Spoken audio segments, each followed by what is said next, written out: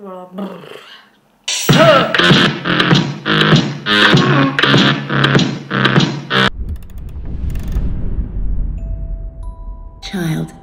tuck yourself in bed and let me tell a story of Lemuri. Child of Light es un juego completamente rimado. Bueno, realmente, excepto los menús, el resto de diálogos y demás tipos de textos están completamente rimados. Fue una apuesta muy interesante de Ubisoft y he tenido la suerte de traducirlo. Era la primera vez que me tocaba traducir un juego totalmente rimado y por lo tanto pues también era un reto importante.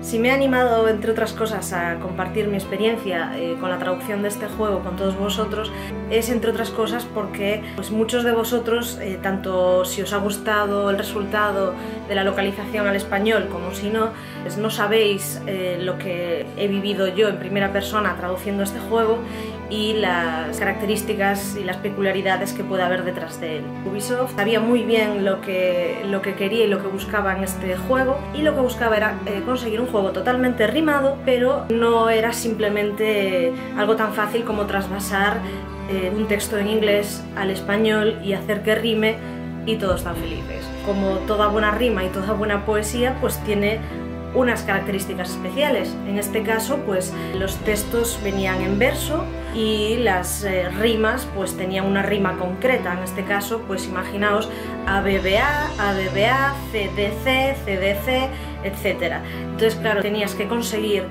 rimar cada verso de esa forma, con la dificultad añadida de que además había restricción de caracteres bastante estricta por cada verso y había que cumplirla, evidentemente, porque en pantalla tenemos un cajetín, digamos, donde tiene que encajar el texto y no se puede pasar de largo. Al ser dos lenguas que no se parecen en nada, es una forma de rimar totalmente diferente, y a veces ocurría que a lo mejor la información que aparecía en el primer verso en inglés a mí me venía mejor por la rima ponerlo en el cuarto verso de la misma estrofa en español.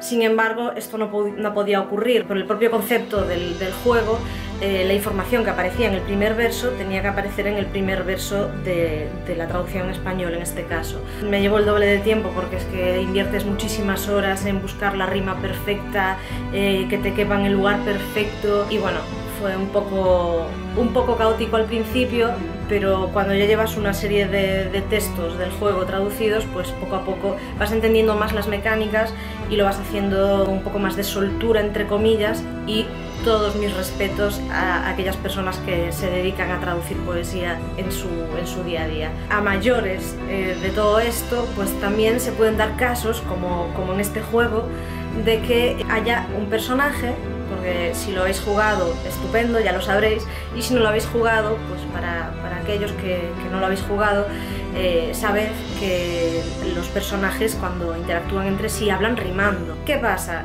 Que hay un personaje en el juego que cuando se une al grupo no sabe que todos hablan rimando y no sabe rimar. Entonces, ¿qué pasa aquí? Si un personaje le hablaba rimando, el otro personaje pues le contestaba sin rimar, y entonces había un tercer personaje que corregía a este último y le cambiaba la última palabra que no rimaba por otra que sí rimaba. La historia aquí es que si los textos hubiesen estado ordenados pues eso, por diálogos o según van apareciendo en el juego, no hubiese habido problema, porque sería algo natural. Lo ves, lo traduces, sales del paso como puedes y no hay problema. El problema aquí era que cada archivo de texto era un personaje, eran todas las líneas de diálogo de un personaje. Tú, si estabas traduciendo, por ejemplo, todos los textos de Ignículus, la luciérnaga esta tan simpática, pues tú a lo mejor veías que él en una frase estaba corrigiendo al otro personaje que no sabía rimar, pero no lo entendías porque no habías conocido todavía al otro personaje a la hora de traducirlo. Yo, a la primera vez que me puse a traducir, evidentemente, como estaba traduciendo por personajes, no me di cuenta. Pero cuando luego me llegó el personaje que no sabía rimar y veía que al final de cada estrofa o de cada verso, depende, pues ponía una palabra que no rimaba, me parecía raro, y al final, pues haciendo memoria, pues me di cuenta de que en otros textos que ya había traducido salía el otro personaje que la corregía cuando hablaba, o lo corregía, no recuerdo si era un hombre o una mujer ahora mismo.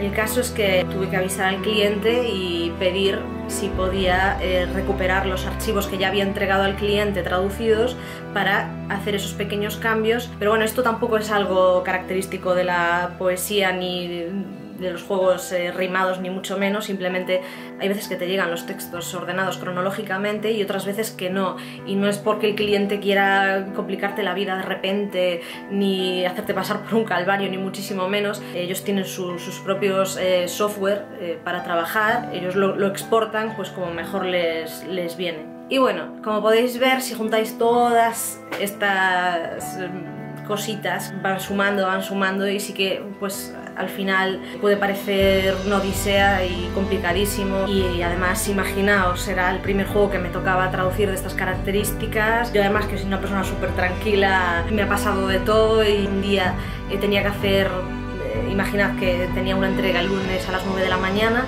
pues el domingo a las 10 de la noche estaba yo terminando de teclear los últimos versos de la traducción, cuando de repente el programa de traducción en el que estaba trabajando hizo ¡pum!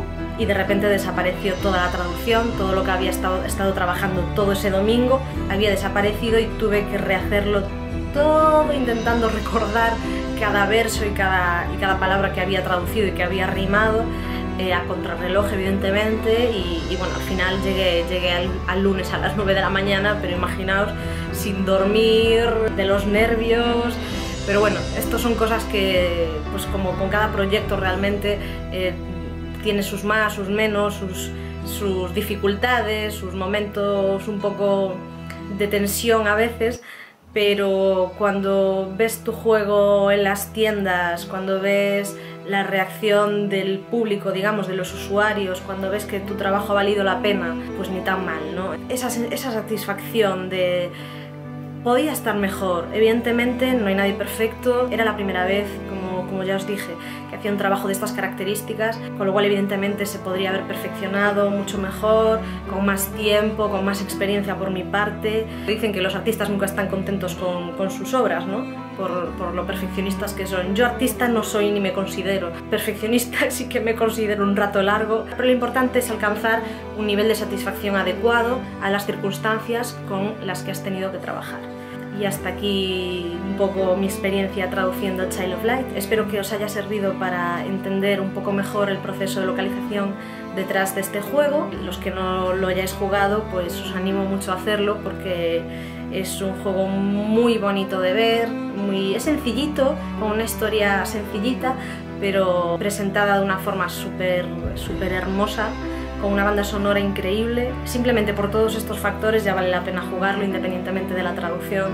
Yo ya lo jugué en su momento, en cuanto salí le eché el guante. Me encanta jugar a los productos que traduzco para ver qué tal han quedado, y bueno, un poco por esa autocrítica de aprender y ver, localizar si hay algún fallito, aprender y no cometerlos en la siguiente vez. Y bueno, en fin, el caso es que a mí me ha gustado mucho, y espero que vosotros también, y que entendáis un poco qué hay detrás de la traducción de un juego.